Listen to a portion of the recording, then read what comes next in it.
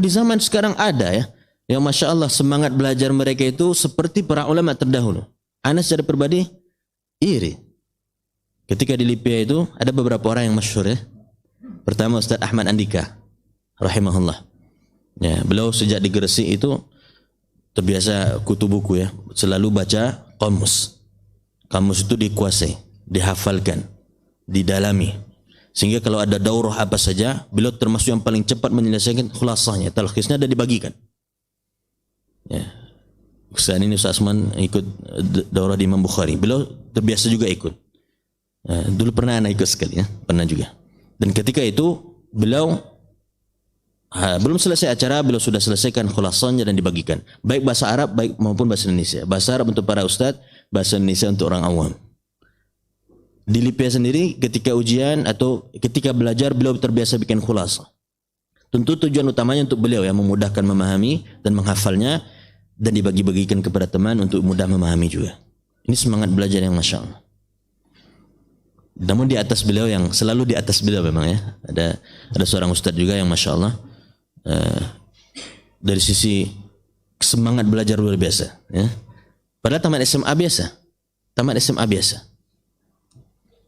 ya. Lalu namun sebelum masuk Libya sudah hafal Al-Quran.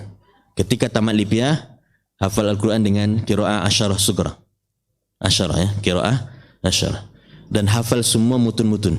Bahkan sebagian kitab-kitab besar pun dihafalkan.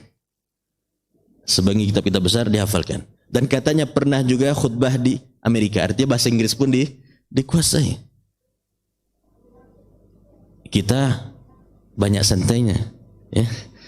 Sudah gitu banyak debat lagi. Ilmu kita tidak banyak, suka debat. Ya.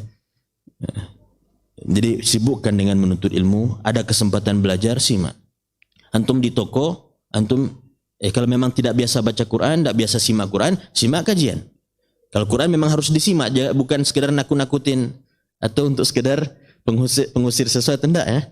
Kalau memang antum nyalakan MP3 Quran di toko antum atau di rumah, simak tafsir Al-Madinah, ya? Al-Madinah kalau tidak salah, yang memang ditulis oleh para dosen di Madinah kayaknya. Artinya penjelasan pada ayat tersebut langsung kepada yang dimaksud. Antum baca ayat, antum baca bukan sekedar terjemah, langsung pada yang dimaksud dari ayat tersebut. Kalau sehari sempatkan baca satu halaman, berapa banyak ilmu yang didapatkan? Atau satu ayat saja. Hadir di majelis ilmu dan di kesempatan tertentu upayakan banyak belajar. Kita sangat jauh dari para ulama. Ya. Namun